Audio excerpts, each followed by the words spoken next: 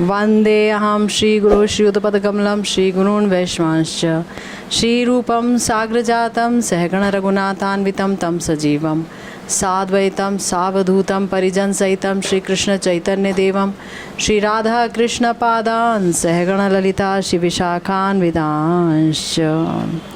हरे कृष्णा कृष्णा कृष्णा हरे हरे, हरे राम राम राम हरे हरे। हम सब श्री नरोत्तम दास ठाकुर महाशय की प्रार्थनाओं पर चर्चा कर रहे हैं। श्री नरोत्तम दास ठाकुर महाशय ने बहुत सुंदर प्रार्थनाएं की हैं भगवान के श्री चरणों में। हमने अनेक प्रार्थनाएं सुनी हैं उनके श्रीमुख से।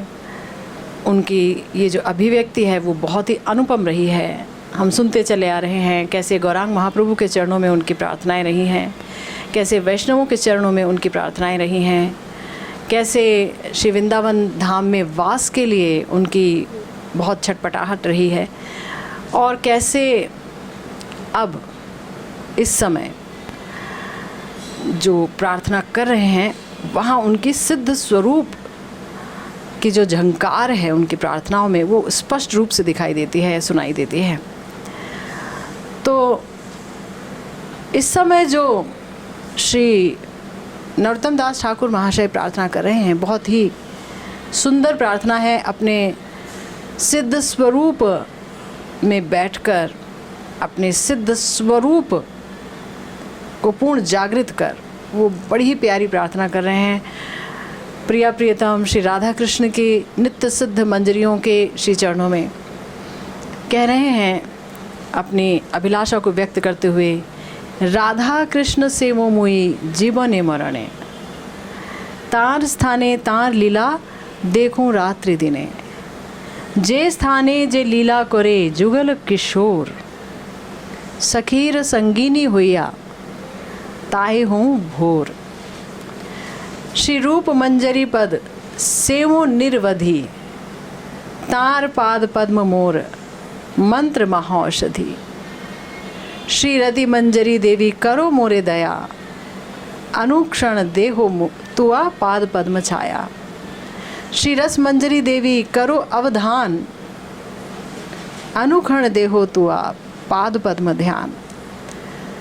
बड़ी सुंदर बात, श्री रस मंजरी देवी करो अवधान, अनुक्षण देहो तुआ पाद पद्म ध्यान, वृंदावने नित्य नित्य युगल विलास, प्रार्थना करे सदा नरोत्तम दास। हमारे प्यारे गुरुदेव ने श्री नरोत्तम दास ठाकुर महाशय के हृदय में उठने वाले भावों की सुधा कणिका व्याख्या की है। यानी कि हमारे जो ये प्यारे गौर परिकर गण हैं, गौर पार्षद गण हैं, जो नित्य पार्षद हैं, इनके हृदय में जो भाव है वस्तुतः वही है असली सुधा, असली अमृत। और इस अमृत का आस्वादन कोई भाग्यवान जन ही कर पाता है। किसी भाग्यवान के हृदय में ही ऐसी उत्कट लालसा पैदा होती है कि हम जानें कि हमारे जो आचार्य हैं उनके हृदय में प्रिया प्रियतम के प्रति और प्रिया प्रियतम की नित्य सेविकाओं के प्रति क्या भाव उठते हैं, हम जानें। हमारे गुरुदेव के हृदय में ये भाव सदा सर्वदा विद्यमान रहता था, और शायद हम अपने प्रयास से श्री नरोत्तम दास ठाकुर महाशय के हृदय के भावों को कभी नहीं पकड़ पाते, लेकिन गुरुदेव की कृपा से उनके अनुगत्य में उनके ग्रंथों का अनुशीलन करके हम ये महसूस कर पा रहे हैं कि हमारे आचार्यों का हृदय वाकई युगल प्रेम का भंडार है। अगर किसी को युगल प्रेम चाहिए तो हमारे आचार्यों के चरणों में शरणागति वो ले तो उसे अवश्य इस प्रेम की एक कणिका मिल ही सकती है। तो सुधा कणिका व्याख्या कर रहे हैं गुरुदेव। देखिए कितने हम्बल हैं, कितने विनम्र हैं, इतनी महत व्याख्या कर रहे हैं, इतनी विशाल व्याख्या कर रहे हैं, लेकिन कहते हैं नहीं, इस सुधा सिंधु की कणिका को ही स्पर्श कर पाया मैं अपनी व्याख्या के माध्यम से।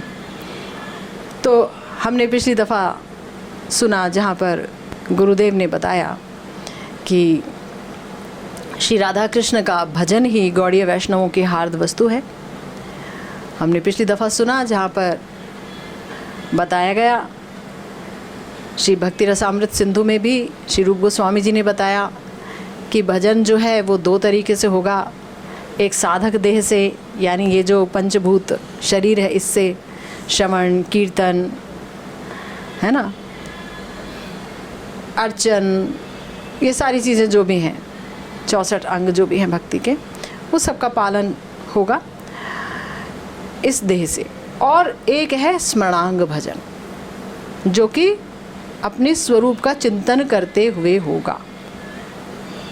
हमारे प्यारे नरोत्तम दास ठाकुर महाशय ने जब ये बात कह दी कि साधने भावी बे जहाँ सिद्ध देह पाई बेता, हाँ राग मार्गेर एई से उपाय। अगर हम राग मार्ग के प्रति लोभी होकर के यहाँ आए हैं अपने गुरुदेव के चरणों में, तो वहाँ पर एक ही मार्ग है, राग मार्गेर एई से उपाय, एक ही उपाय है, चिंतन करना होगा, स्मरणांग भजन का अनुशीलन करना होगा, स्मरणांग भजन में उतरना होगा। शुरू में हो सकता है चित्त की वृत्ति वहाँ ना जाए, पर हमारे प्यारे गुरुदेव बार बार अपने पाठ में, अपने ग्रंथों में कहते हैं कि अभ्यास से हर चीज़ हो सकती है। ऐसी क्या चीज़ है जो अभ्यास से नहीं हो सकती? दुरात्मा भी परम साधु बन जाता है सत्संग से, सदाचार के अभ्यास से, और सदाचारी साधु भी दुरात्मा हो जाता है कई बार अगर वो गलत चीज़ों का अभ्यास करने लगे, है ना।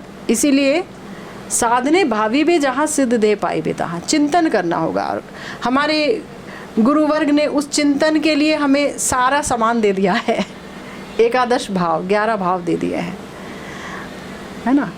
आपके गुरुवर्ग का मंजरी स्वरूप, तो आप उनको मंजरी रूप में देखेंगे, आप खुद को मंजरी रूप में देखेंगे, प्रिया जी की दासी के रूप में।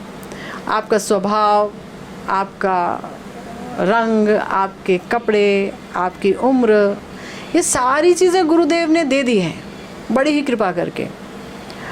अब उस शरीर का चिंतन करते हुए प्रिया प्रियतम की समस्त लीलाओं में उनकी लगातार सेवा करते रहने से एक दिन वो जो हमारा स्वरूप है वो हावी होने लगता है हम पर।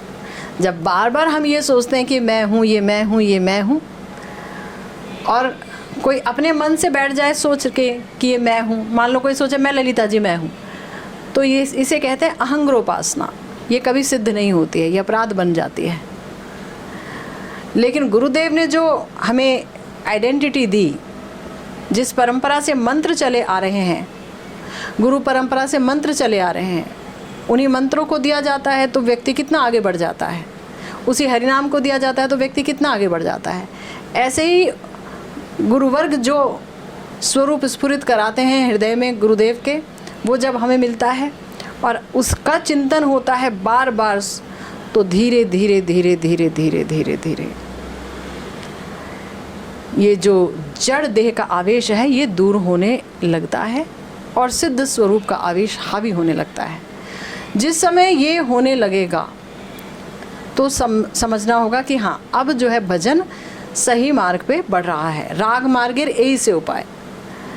हमारा जो भजन मार्ग है, हमारे गुरुदेव कहते हैं, वो मात्र राग मार्ग का नहीं है, वहाँ वैदी भक्ति भी इन्वॉल्व है। वैदी और राग मार्ग का बड़ा ही सुंदर मिश्रण है।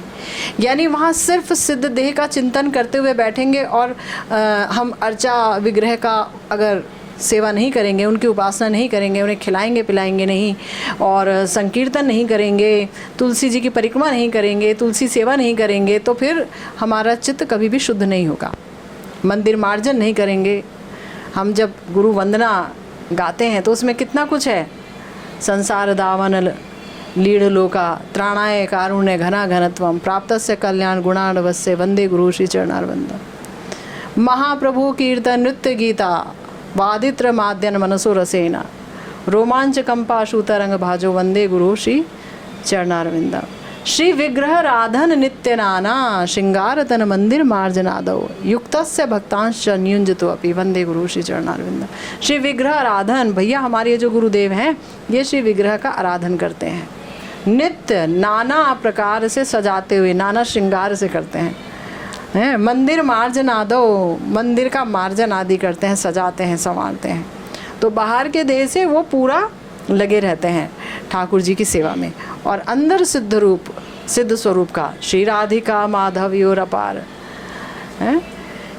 निकुंज यूनो रतिकेली सिद्धये या याली भेर युक्तिर अपेक्षणीय तत्राति दाक्षादति वल्लभस्य वंदे गुरु श्री चरणारविंदम। हमारे गुरु वर्ग कैसे हैं? निकुंज में प्रिया प्रियतम के मिलन को कराने के लिए विभिन्न प्रकार की कला कौशल का इस्तेमाल करते हैं। तो गुरुदेव तो नहीं करते हैं, वो कहाँ जाएंगे राधा कृष्ण के पास, पर फिर वही सिद्ध स्वरूप में करते हैं। अपने सिद्ध देह का चिंतन करते हुए वो प्रिया प्रियतम की सेवा करते हैं और अनेक प्रकार की कला कौशलों से युक्त होते हैं, अभिसार कराते हैं प्रिया प्रियतम का। बहुत ही सुंदर उपासना दी है हमारे प्यारे प्यारे प्यारे गुरुदेव ने, हमारे प्यारे महाप्रभु ने। मंजरी भाव उपासना बहुत सुंदर है, बहुत मतलब इससे ऊंची कोई चीज़ ही नहीं है आध्यात्मिक जगत में। गुरुदेव कई बार बोलते हैं इससे ऊंची जीव के लिए कोई चीज़ ही नहीं है आध्यात्मिक जगत में, जो हमें श्रीमन महाप्रभु ने अनर्पित चर्या अवदान दिया है। तो हमने ये सुना जहाँ पर श्री चैतन्य चरितामृत में कहा गया था, बाह्य अंतर यहार दुई तो साधन, बाह्य साधक देह करे श्रवण कीर्तन, मने निज सिद्ध देह करिया भावन, रात्रि दिन चिंते राधा कृष्णेर सेवन। श्री कविराज गोस्वामी पाद कहते हैं, श्री कृष्णदास जी हमारी कस्तूरी मंजरी जी बताती हैं कि भाई राग मार्ग का ये उपाय है, क्या है कि साधक देह से श्रवण कीर्तन आदि समस्त करना है और मन में सिद्ध देह का चिंतन करते हुए रात्रि दिन चिंतन करना है राधा कृष्ण की सेवा का। सिद्ध देह के स्वरूप की प्राप्ति होगी गुरु वर्ग से, तभी तो हम उसका चिंतन करेंगे, नहीं तो कैसे करेंगे। क्यों यहाँ सिद्ध देह बोला गया है ना? खुद से हमारे अंदर सिद्ध देह स्फुरित हो गया ऐसा तो शायद किसी के साथ होता हो, लेकिन आमतौर पर प्रत्येक शिष्य के साथ ऐसा नहीं होता है। तो गुरु वर्ग कृपा करके हमें एक बहुत बड़ी वस्तु प्रदान कर देते हैं कि आपको आइडेंटिटी दे दी गई आपकी अपनी, यानी मैं आत्मा हूँ ये तो मैं जानती हूँ श्रीमद् भगवद गीता से, लेकिन मेरा भगवान से क्या संबंध है वो हमें प्यारे गुरुदेव ने ही कृपा करके बताया है कि तुम प्रिया जी की दासी हो, दासी अनुदासी हो, है ना। संबंध है तो संबंध के अनुसार प्रेम होगा। हम भगवान से प्रेम करते हैं, ये नगाड़ा पीटने से कुछ नहीं चलेगा। कैसे प्रेम करते हैं, संबंध क्या है प्रिया प्रियतम के साथ, आपका क्या संबंध है, कहाँ पर स्थित हो। अगर आपको याद होगा तो श्रीपाद मधुसूदन दास बाबा जी के बारे में जब बात आई तब उनके पास सिद्ध प्रणाली नहीं थी, तो बड़े बड़े महात्माओं ने उनको भजन सिखाने से इनकार कर दिया कि हम क्या लेके भजन सिखाएंगे, आपके पास तो सिद्ध स्वरूप ही नहीं है, तो भजन किसका चिंतन करते हुए करोगे, ये तो गुरुदेव ही देंगे। सिद्ध स्वरूप क्या है, आप किस परिवार से हैं, उस परिवार के अनुसार भजन सिखाना होगा कि उस परिवार में किस तरह से भजन की रीत है, वो तो पता नहीं जी, मंत्र मेरे पास है नहीं, सिर्फ मंत्र से नहीं होगा। तो वो भी हेल्पलेस हो गए, सिद्ध बाबा जी लोग भी हेल्पलेस हो गए, असहाय हो गए। तब उन्होंने अपने गले में इतना बड़ा पत्थर डाल करके और फिर राधा कुंड में छलांग लगाई और प्रिया जी कृपा करके उनको ऊपर लेके आई और उनका प्रणाली उनको दे दिया। तो मतलब श्री राधा रानी भी तो दे सकती हैं ना अपनी किंकरी की पोजीशन कि ठीक है आप हमारी किंकरी हैं, चलो क्या ज़रूरत है इतना भजन वगैरह करने की, पर नहीं, असंभव है।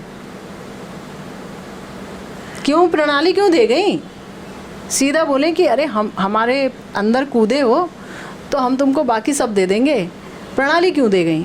नहीं भाई, उस आइडेंटिटी के बगैर तुम भजन करोगे कैसे? भजन तो ठीक से शुरू भी नहीं हुआ। बाहर का जो भजन है वो ठीक है, अच्छी चीज़ है, लेकिन प्रेम प्राप्ति के लिए, सेवा प्राप्ति के लिए हैं जो है आंतरिक भजन बहुत आवश्यक है। तो इसलिए बताया गया कि बाहर साधक देह से श्रवण कीर्तन करना होगा और मन में निज सिद्ध देह का चिंतन करते हुए रात दिन श्री राधा कृष्ण का सेवा करनी है। इस प्रकार जीवन में साधक श्री राधा कृष्ण की सेवा करता है। और मरण में क्या होता है? मरण में वही बात हो गई, साधक देह का अवसान होने पर गुरुदेव कह रहे हैं, साधने भावी वो जहाँ सिद्ध देह पाबो ताहा पक्वा पक्व मात्र से विचार। साधन में जो चिंतन करेंगे सिद्धि में उसी की प्राप्ति होगी। वो साधन में वो कच्ची है, सिद्धि में वो पक जाएगी। कच्चा चावल बिठाया अग्नि पे, लगा दी आग, वो उबलेगा उबलेगा उबलेगा उबलेगा, एक दिन आपके पास भात, मतलब थोड़े समय बाद आपके पास भात आ जाएगा, पका हुआ चावल आ जाएगा, खाने योग्य हो जाएगा। लेकिन हाथ में कच्चा चावल होना चाहिए तो ही तो पकेगा।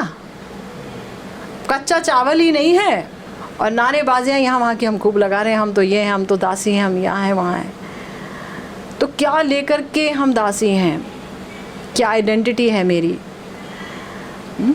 जब हम कहते हैं कि हम गुरुदेव के चरणों में समर्पित हैं और गुरुदेव में अंधी श्रद्धा है, तो हमारे यहाँ ये तक कहा गया कि गुरुदेव अगर मंत्र भी गलत दे दें और आपकी अंधी श्रद्धा है तो भी वो मंत्र फलित हो जाएंगे, है ना। गुरुदेव में अगर आपकी पूर्ण श्रद्धा है, पूर्णतम श्रद्धा है, तो वो मंत्र कैसे फलित होंगे? वो ठाकुर जी कराएंगे। मंत्र भी वही है, जिसे प्राप्त करना है वो भी वही है, गुरुदेव भी वही है, धाम भी वही है, साधन भी वही है, अंदर बैठे भी वही हैं। तो कौन कराएगा? वही ना कराएंगे। तो इसीलिए यहाँ पर हमारे प्यारे गुरुदेव कहते हैं कि श्रील ठाकुर महाशय की इस उक्ति के अनुसार साधक अपने सिद्ध स्वरूप से साक्षात लीला राज्य में श्री राधा कृष्ण की सेवा पाकर धन्य होता है। ये है राग मार्ग का पथ। जैसा कि मैंने उस दिन भी चर्चा की कि अगर हम स्मरणांग भजन को नहीं अपनाते तो हमारा जो भजन है कर तो रहे, ठीक है, मगर गुरुदेव कहते हैं कि इतनी ऊंचाई पर आकर के सब कुछ पाकर भी अगर हमने स्मरणांग भजन नहीं किया तो हमारा सब कुछ विफल हो गया। You are a failure. क्योंकि पहली बात, हम अभी इस समय आए हुए हैं धन्य कलियुग में, जहाँ अभी अभी तो नित्यानंद प्रभु गौरहरि अपनी लीला समेट कर गए। और सोचो भला कि वो एक कल्प में आते हैं एक बार, है ना, एक कल्प में आते हैं एक बार, 1000 बार 4 युग आ जाते हैं, हजार बार, तब फिर कहीं जा कर के एक बार, यानी कि जो 28वां चतुर्युग है, वैवस्वत मनमंत्र का 28वां चतुर्युग है, उसके अंदर में द्वापर के अंत में हमारे प्यारे श्याम सुंदर आए, स्वयं भगवान कृष्ण, और फिर वही श्याम सुंदर तुरंत कलयुग में आ गए प्रिया जी का महाभाव लेकर के। ये 2 स्वयं भगवान का स्वरूप हमको प्राप्त होता है और उस धन्य कली में हम आज पैदा हुए हैं। तो पहली बात, और ऊपर से नर देह, ऊपर से भारत, ऊपर से गुरुदेव जैसे गुरुदेव, बाबा जैसे गुरुदेव हमारे, हम सब के, और उनके ग्रंथ जैसे ग्रंथ, फिर नित्यानंद प्रभु जैसे महा महा महा महा महा करुणामय ठाकुर हमारे, है ना, ठीक। और गौरहरि का अनर्पित चरी अवदान, और हाथ में सब कुछ, मंत्र भी है, स्वरूप भी है, धाम भी है, सब कुछ। और उसके बाद अगर हमने भजन नहीं किया तो इससे बड़ा इससे बड़ी मनहूसियत हमारे जीवन में कुछ नहीं हो सकती। ये महा अपशकुन है हमारे अपने जीवन का, महा अपशकुन। इतना कुछ प्राप्त होने के बाद, समस्त संपत्ति से युक्त होने के बाद, अगर हमने यहाँ कोताही कर दी, आलस कर दिया, तो हमारे यहाँ तो बोला प्यारे नरोत्तम दास ठाकुर महाशय ने, साधन स्मरण लीला इहा तेना करो हेला, काय मन करिया सुसार।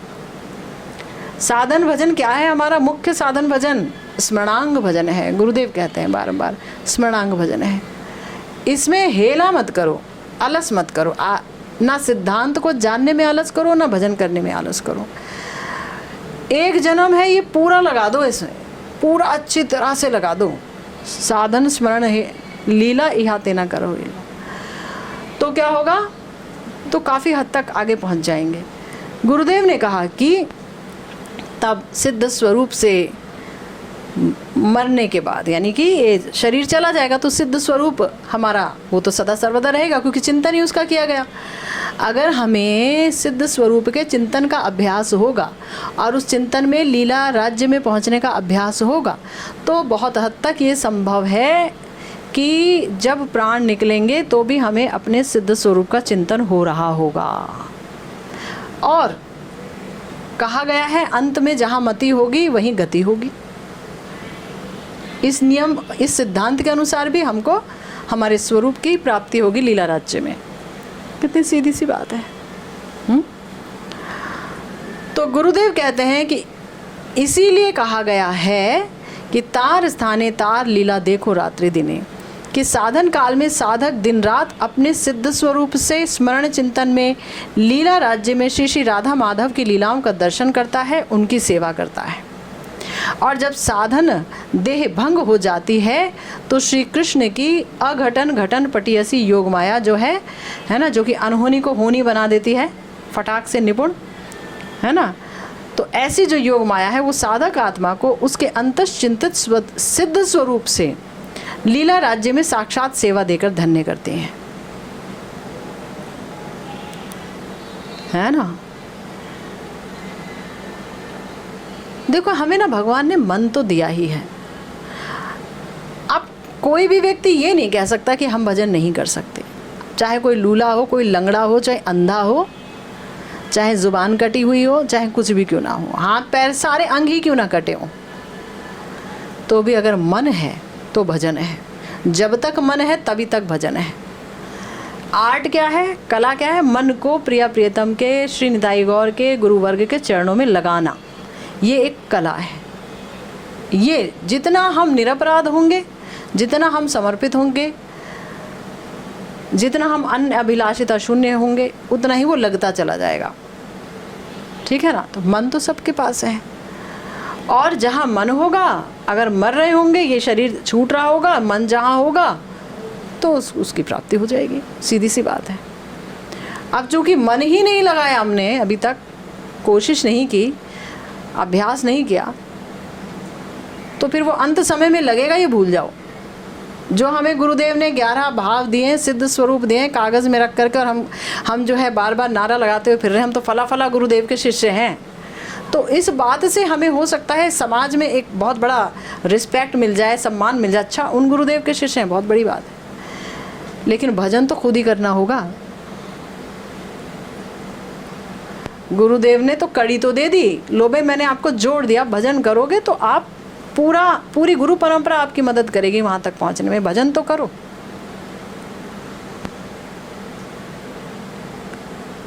तो इसके लिए होना पड़ेगा सिर्फ एक अभिलाषा से युक्त कि प्रिया प्रियतम के अलावा, नित्यानंद प्रभु के अलावा, गौर हरि के अलावा और कुछ नहीं है जीवन में, कुछ नहीं है ना। मतलब कबीरा खड़ा बाजार में सबकी मांगे खैर, ना काहू से दोस्ती और ना काहू से बैर, ऐसे ही चलना होगा, निर्वैरी। जब हमारे प्यारे श्री कृष्ण चंद्र ने भक्तों का लक्षण बताया तो उसमें एक बात बताई है कि वो समदर्शी है और उसका कोई बैरी नहीं है, वो किसी को दुश्मन नहीं मानता। तो जहाँ काम ही नहीं है, अपने को सुख देने की वासना ही समाप्त होती चली जाएगी, तो फिर वो किसी को दुश्मन मानेगा कैसे? दुश्मन तो वो है जो सुख के रास्ते में आ जाए, या जिससे हमने कुछ इच्छा की थी और वो पूरी नहीं हुई, वो दुश्मन है। हमने इच्छा ही नहीं की, इच्छा ही एक है, दासी अनुदासी बनने की ही इच्छा है और कुछ नहीं है ना। किशोरी तोरे चरणन की रज पाऊं, एक यही इच्छा है आचार्यों की उक्ति के अनुसार। बहरहाल आगे बोला कि गुरुदेव ने कि देखो भाई, जब तक वो साधन कर रहा है भक्त, तार स्थाने तार लीला देखो रात्रि दिने की व्याख्या कर रहे हैं, तो साधन भजन हम गौड़ीय वैष्णवों का वो इतना सुंदर है, वो इतना सुंदर है कि अगर कोई ठीक से कर ले तो वो ये नहीं सोचेगा कि मेरी सिद्धि कब होगी, क्योंकि रोज ही सिद्धि हो रही है, रोज ही आस्वादन, रोज ही आस्वादन। निरपराध चित्त से किया गया हरि नाम संकीर्तन, उसमें आस्वादन। निरपराध चित्त से की गई ठाकुर सेवा, उसमें महाआस्वादन। वैष्णव सेवा, उसमें महाआस्वादन। महाप्रसाद का को हम खा रहे हैं, उसमें महाआस्वादन। ये तो साधक देह की बात है। और सिद्ध देह से जो चिंतन हो रही है साधना के रूप में, निशांत से प्रिया प्रियतम की मधुरिमा का दर्शन करते हुए और वहाँ अपनी सेवा, और वो मणिमय कुंज निकुंज, और वहाँ गौरचंद्र का संकीर्तन और उनका प्यारा भवन और उनके दर्शन, गुरुवर्ग के दर्शन, उनकी सेवा। बताइए समय कहाँ है, फुर्सत कहाँ है किसी से बात करने की? क्या बकबक करें, किससे करें, क्यों करें? काम इतना बड़ा है, निशांत है, फिर प्रातः काल है, प्रिया प्रियतम की सेवा वहाँ भी देखनी है, स्नान कराना है प्रिया जी को, गौर सुंदर को, वहाँ नवदीप में कराना है, यहाँ कराना है, गुरुवर्ग को कराना है, गुरु मंजरी जी को कराना है, उनकी सारी सामग्री वगैरह तैयार करनी है, सजाना है, संवारना है, इतनी मालाएं बनानी है, लेके जाना है, चलो जी नंदगांव, और वहाँ जो भाव विनिमय हो रहा है प्रिया प्रियतम का, उसका दर्शन करना है, नित नए नए दर्शन करने हैं, नित नए नए तरीके से देखना है उन्हें। तो इतना आस्वादन अगर भजन में किसी को मिल रहा हो तो वो कभी नहीं कहेगा क्या मुझे भगवान के दर्शन होंगे, ना वो ये कभी कहेगा कि मुझे तुम्हारे पास आना है, मतलब इस देह की समाप्ति पर आप मेरे को बुला लो, या ये कर लो या वो कर लो। नहीं, वो सिर्फ अपनी सेवा में डूबा पड़ा है, इतना तन्मयता आ गई है। लगेगा कि साधन में ही करने को इतना कुछ है, जानने को इतना कुछ है, सीखने को इतना कुछ है, इतनी लोलुपता, इतनी अभिलाषा, इतनी लालसा, इतना हाहाकार, कि वो सोचेगा कि मुझे और मिल जाए, इसमें और मिल जाए। वो ये नहीं कहेगा मेरे को मुक्ति कब मिलेगी, मेरा शरीर कब छूटेगा, कब मेरा 84 लाख योनियों का सफ़र ख़त्म होगा, वो कभी नहीं कहेगा। ये महामूर्खता है। जो इंसान ये हमारे प्यारे गुरुदेव के पास आ गया या इस गुरु प्रणाली को पा गया, उसके बाद वो ये कहे कि मैं 84 लाख योनियों से छूट जाऊंगा ना, मेरा दोबारा तो जन्म नहीं होगा, ये तो महामूर्खता है। वो ये कहेगा कि मैं हजारों बार जन्म लूं चाहे, लेकिन एक दिन के लिए भी, एक पल के लिए भी, तिलार्ध के लिए भी आपके श्री चरणों का विस्मरण ना हो। और अब जितनी देर लगी इस बार उतनी देर ना लगे, इससे हाई लेवल पर पहुंचूं। सजाती आशय स्निग्ध वैष्णवों का संग मेरे चारों तरफ हो, ऐसे जो सिर्फ भजन में डूबे हों, निष्कपट हों, मात्सर्य रहित हों, जो जोड़ तोड़ की राजनीति से दूर हों, जो अपना घर भरने की राजनीति से दूर हों, सिर्फ हा किशोरी जी तुम कहाँ हो, हा श्याम सुंदर, जो उनके मधुरिमा के प्रहार से, प्रिया प्रियतम के माधुर्य के प्रहार से अचेत प्राय हो रहे हों, ऐसे भक्तों का संग मुझे जन्म जन्म दो। तो कौन बात करता है कि सिद्धि में क्या होगा? किसको चाहिए सिद्धि? अगर ये मिल गया तो फिर कुछ नहीं चाहिए, कभी नहीं चाहिए। तो ये साधन जो भजन है, वृंदावन रस का जो साधन भजन है, ये इतना अपूर्व है, ये इतना अपूर्व है कि जिस पर वास्तव में कृष्ण कृपा होगी उसे ही ये साधन मिलेगा। जैसे बिलमंगल ठाकुर जी,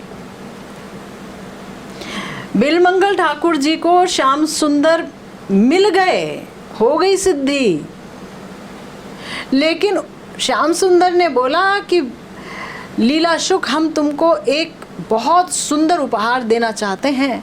हम चाहते हैं कि तुम ब्रज में रहो और मेरे प्यारे सजाती आशय स्निग्ध वैष्णवों का संग करो, और उस संग में तुम मेरा लीला स्मरण, लीला चिंतन करो, और तब तुम देखना कि क्या आनंद आता है। एक बार ये वृंदावन धाम में रह कर के मेरे भजन का आनंद लूटो। तुम एक बड़ी अनमोल वस्तु दे रहा हूँ, आना तो है ही मेरे पास, लेकिन ये परम आस्वादन जो है ये तुम जरूर लो।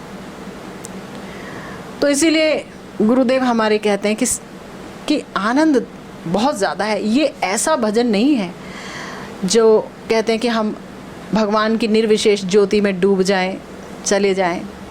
तो उनके लिए तो बेचारों के लिए आनंद ही तब है जब उन्हें वो ज्योति प्राप्त हो, और जब तक वो ज्योति प्राप्त नहीं हो तब तक उनके लिए खटना ही खटना है। वहाँ आनंद है ही नहीं कुछ रास्ते में। नियम का पालन करो, शम दम नियम, ध्यान धारणा, ना जाने क्या क्या है योगियों के लिए और उनके लिए, है ना।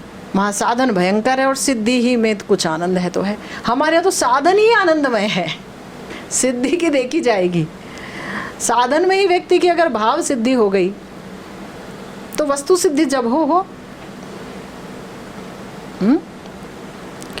तो इसीलिए कहा गुरुदेव ने कि दिन रात साधन काल में साधक अपने सिद्ध स्वरूप से स्मरण चिंतन में लीला राज्य में श्री राधा माधव की लीलाओं का दर्शन करता है, उनकी सेवा करता है।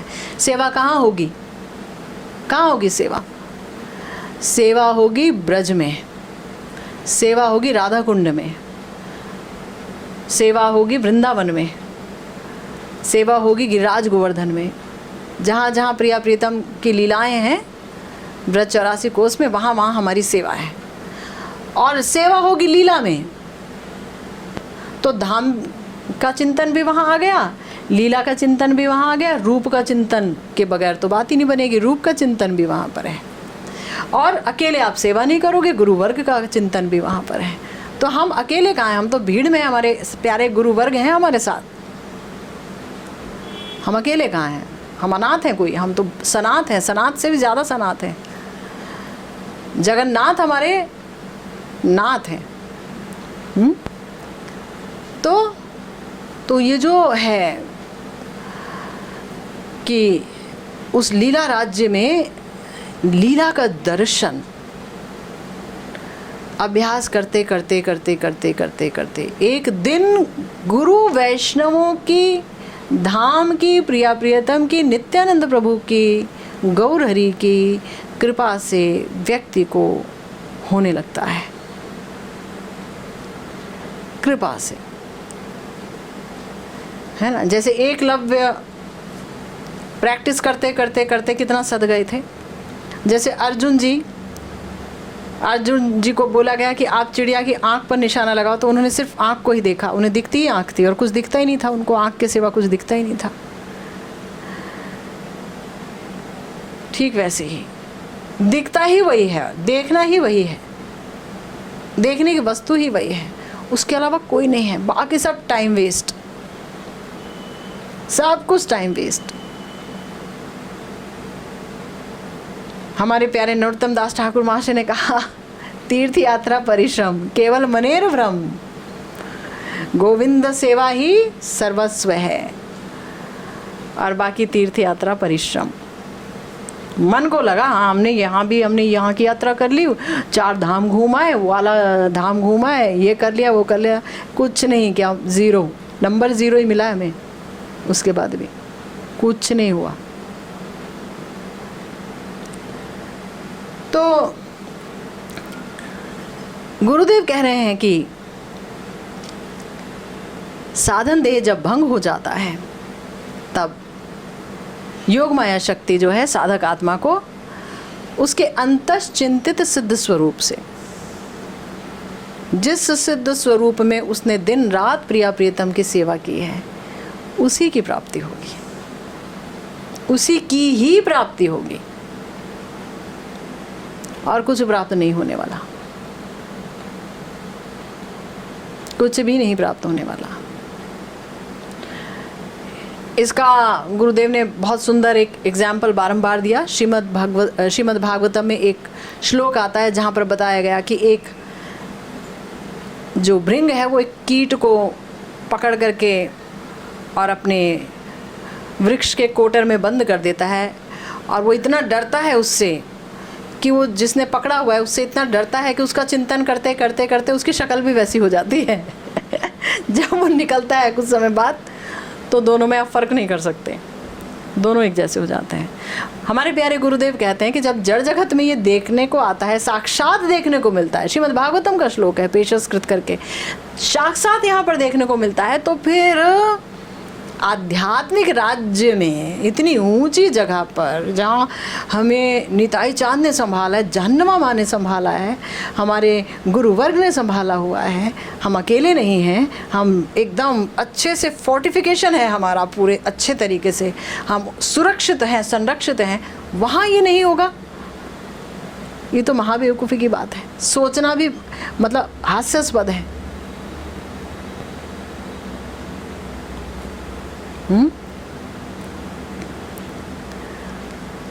फिर कहते हैं जे स्थाने जे लीला करे जुगल किशोर, सखीर संगीनी हुआ ताहे हों भोर।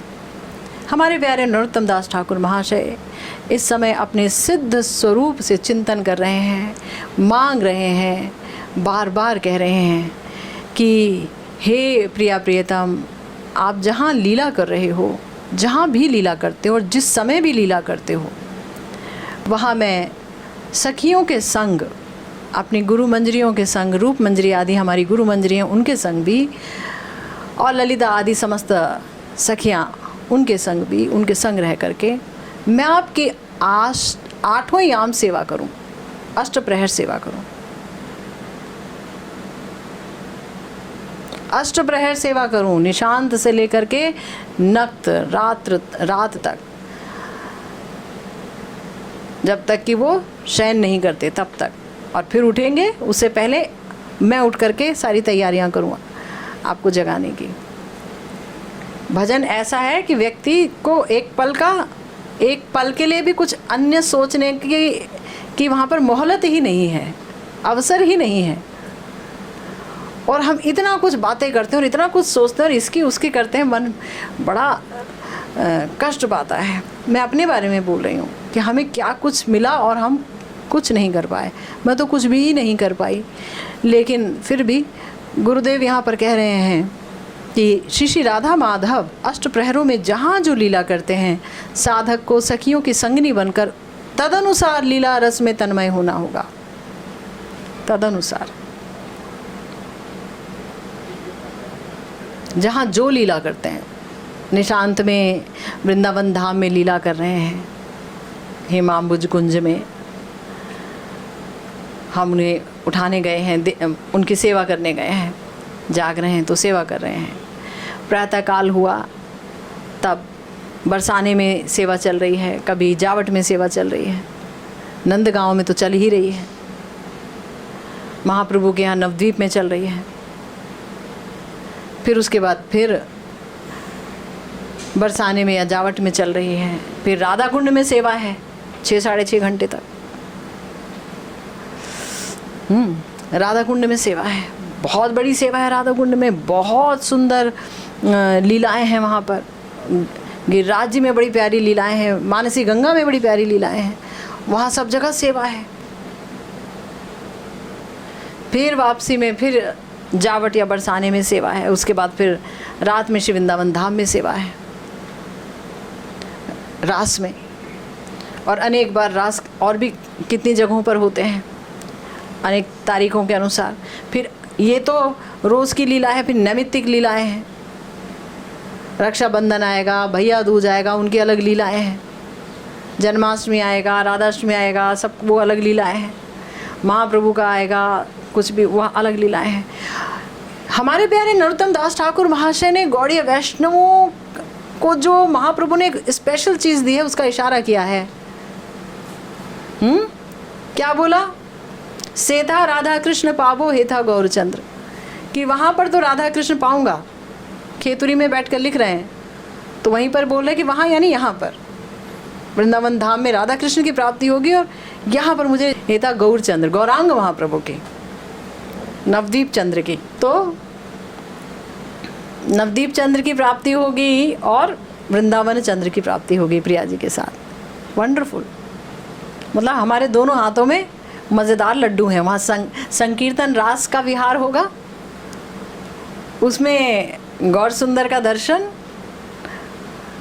और विचित्र दर्शन, और यहाँ प्रिया प्रियतम का दर्शन, विभिन्न प्रकार के विहार, और वहाँ आपकी अपनी सेवा अपने सिद्ध स्वरूप में जो एक दिन पक जाएगी। तो साधक को सखी की संगनी बनकर, यहाँ पर बोला गुरुदेव ने, अनुगत्य में भजन होगा। ये नहीं कि हमने सोचा कि वहाँ ये हो रही है, चलो हाँ कूद के पहुँचो और अपना फटाफट करना शुरू कर दें, कोई हमारे साथ नहीं, हम अकेले हैं, ऐसा नहीं होगा। गुरु मंजरियाँ हैं वहाँ पर, रूप मंजरी जी हैं, रूप मंजरी जी के साथ यह आस्वादन होगा, रति जी के साथ, रति मंजरी जी के साथ, रस मंजरी जी के साथ, कस्तूरी मंजरी जी के साथ, विलास मंजरी के साथ, मंजुलाली जी के साथ, इन सब के साथ आस्वादन होगा। ये क्या आस्वादन कर रही हैं, ये क्या महसूस कर रही हैं प्रिया प्रियतम को देखकर, इनके क्या भाव हैं, उसकी तरफ देखना होगा।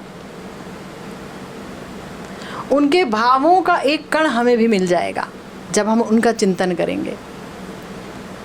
ये हमारे गुरु वर्ग हैं, इनको छोड़ा नहीं जा सकता, इनका अनुगत्य है, ये ही सिखाएंगे। ये हमारे प्राण हैं, ये हमारी लाइफ लाइन है, ये हमारे आचार्य हमारी लाइफ लाइन है, हमारे सिद्ध स्वरूप की, समझे ना। तो रागानुगीय साधक अपनी सिद्ध देह, देखिए गुरुदेव ने वार्निंग दे दी है यहाँ पर, ध्यान से सुनिए। रागानुगीय साधक अपनी सिद्ध देह और लीला चिंतन में तन्मय नहीं होगा तो रागानुगा भजन में अग्रसर होने का सवाल ही नहीं उठता। गुरुदेव ने तो सीधा सीधा कई जगह बोल दिया स्मरणांग भजन नहीं कर रहे, अच्छा ग्रंथ नहीं पढ़ रहे, श्री विलाप कुसुमांजलि, श्री स्तवावली, श्री राधा रसुधा निधि ग्रंथ वगैरह का अनुशीलन नहीं चल रहा, और मेरे प्रवचन वगैरह भी नहीं सुना जा रहा। अच्छा, बस उठ करके यांत्रिक माला हो जाती है, 8 माला, 4 ये 4 वो, और फटाफट से ठाकुर जी की सेवा हो जाती है, मंत्र खटाखट 5 मिनट में। तो हम धोखा किसको देते हैं? भगवान को देते हैं क्या? हम अपने आप को देते हैं। बाबा कहते हैं अरे भैया विफल हो गया, सब कुछ विफल हो गया। तो गुरुदेव कह रहे हैं कि भाव तन्मयता पाने के लिए, ध्यान से सुनो, भाव तन्मयता पाने के लिए उसे यानी साधक को 5 भौतिक देह का आवेश त्याग कर हर समय सिद्ध स्वरूप के आवेश में ही रहना होगा।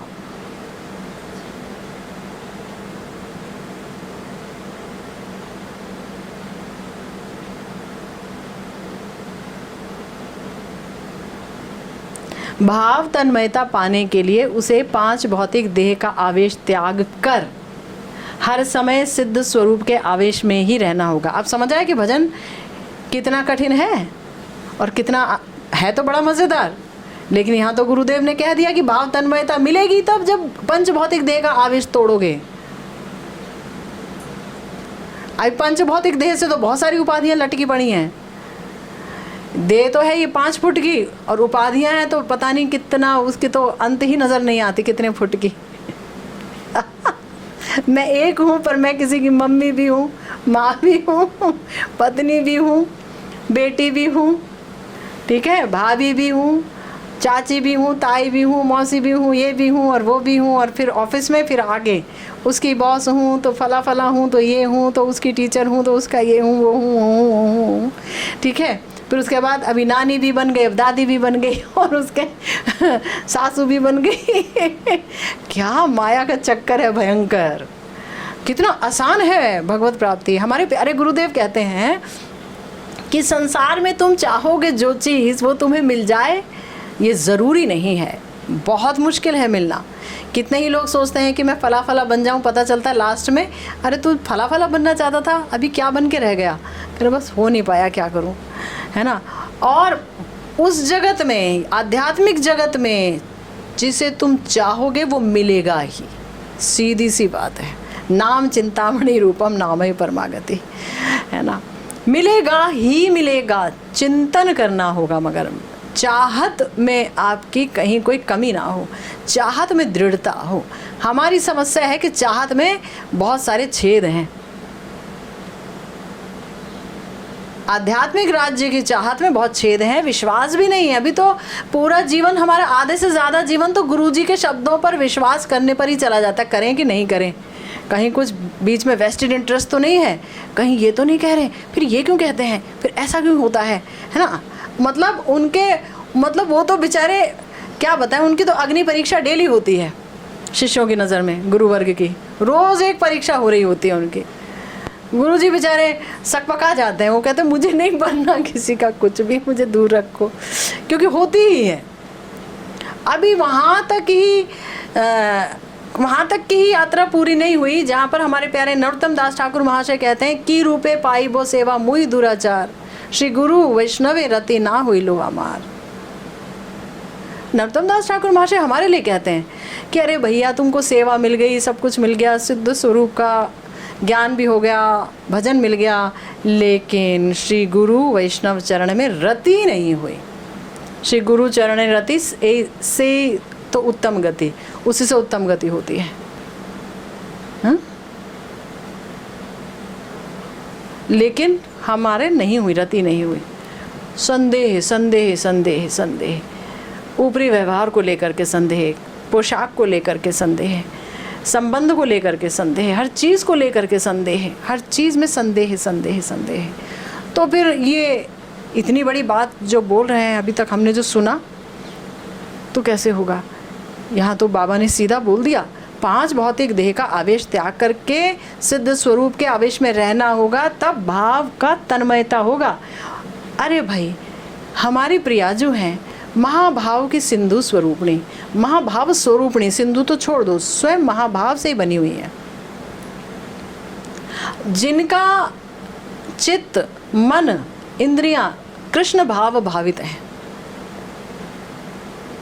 कृष्ण को ही देखते हैं हर जगह हर जगह।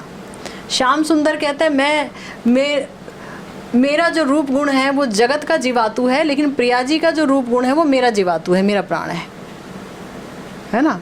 आनंद लोग मुझसे पाते हैं, मैं प्रिया जी के रूप गुण से आनंद पाता हूँ। लेकिन ये प्रिया जी का प्रेम कैसा, इतना तो मैं भी नहीं कर पाता हूँ कि वो तमाल वृक्ष को देखती हैं तो उनसे लिपट करके उन्हें वाकई लगता है मेरे को कृष्ण आलिंगन मिला, मैं इतना सुख मिलता है उनको। ये कैसा प्रेम है, दिखता नहीं है कि पेड़ है। मुझको तो बिल्कुल दिखता है कि पेड़ है, लेकिन उनको नहीं दिखता है कि पेड़ है। थोड़ा सा भी सादृश्य दिखा और आलिंगन पाया तमाल वृक्ष का, और इतना प्रसन्न कि मेरे को कृष्ण आलिंगन मिला, श्री कृष्ण का मैंने आलिंगन किया, मैंने कृष्ण को सुख दिया। आलिंगन मिला क्या, अपने लिए थोड़ी ना सुख चाहती हैं प्रिया जी। अरे महाभाव का तो मतलब ये है कि वो हृदय से सूक्ष्माति सूक्ष्म वासनाओं को भी निकाल करके दूर फेंक देता है, और जो बना ही महाभाव से है। जब कृष्ण एक बिंदु भाव के वश में हो जाते हैं और जो बना महाभाव से है, तो अगर वो प्रिया जी के चरणों में लौटते नजर आते हैं तो वो स्त्री लंपट नहीं है या वो स्त्रैण नहीं है। समस्या ये है कि प्रेम ही चुंबक की तरह उन्हें खींचता है, और ये महाभाव से बनी हुई है। फिर इनमें मादनाख्या और मोहन महाभाव, मादनाख्या है इनके अंदर जो किसी भी गोपी में नहीं है। तो कहाँ समझ पाएंगे हम प्रिया जी को, है राधिका रूप गुण मोर जीवातु, कहाँ समझ पाएंगे। एकली राधिका ते करी अनुभव, हाँ अमार थे के जार होए शत शत गुण, से जन आह्लादिते पारे मोर मन। अमार होते गुणी बड़ो जगते असंभव, एकली राधिका ते ताहा कोरी अनुभव। मुझसे ज्यादा जिसके सैकड़ों गुना ज्यादा, मैं जितना गुणवान हूं मुझसे जो सैकड़ों गुना ज्यादा होगा गुणवान, बस वो मेरा मन को आह्लाद दे पाएगा। पर वो तो जगत में असंभव है, मैंने तो कहीं देखा नहीं। सारा जगत तो मुझे देखते रहते आनंद के लिए। हमारी श्याम सुंदर कहते हैं, पर एकली राधिका ताहा कोरी अनुभव। प्रिया जी, आप सोचो प्रिया जी क्या तत्व है।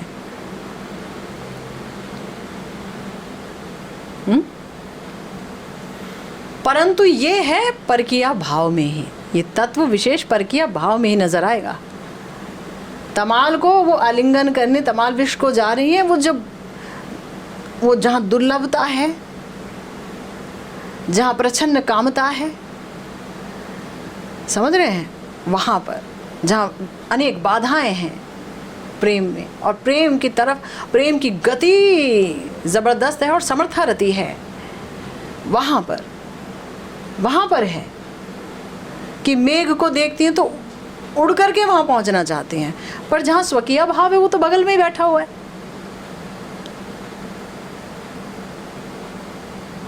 वहां क्या दुर्लभता है।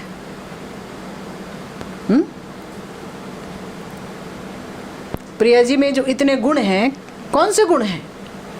वो जो देह धर्म, लोक धर्म, वेद धर्म, आर्य धर्म, निज सुख, आत्म सुख, सब समस्त सुखों को जो तिलांजलि दे देता है, जो भुला देता है, जो तुड़वा देता है समस्त धर्म की बेड़ियों को, वो है समर्थारति।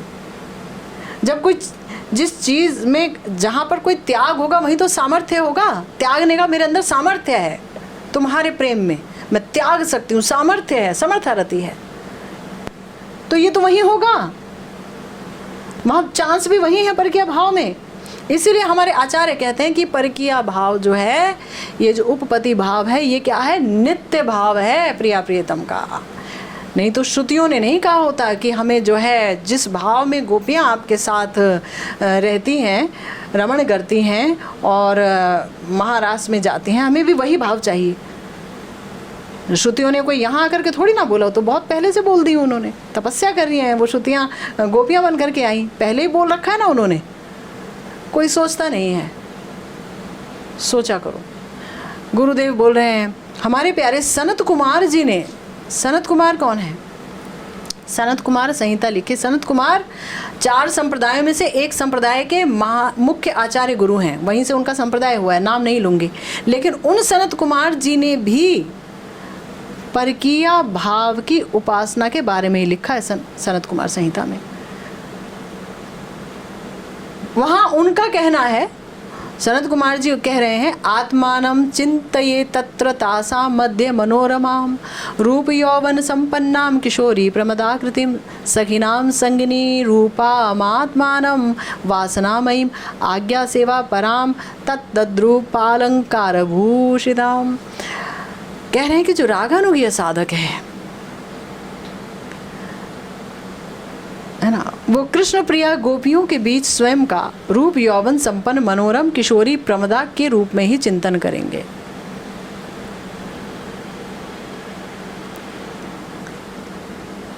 और श्री ललिता, विशाखा, श्री रूप मंजरी आदि सखियों की संगनी और उन लोगों की आज्ञानुसार श्री राधा माधव की सेवा में रत, राधा रानी के प्रसादी वस्त्र आभूषणों से भूषित ऐसी अपनी वासनामयी मूर्ति का चिंतन करेंगे।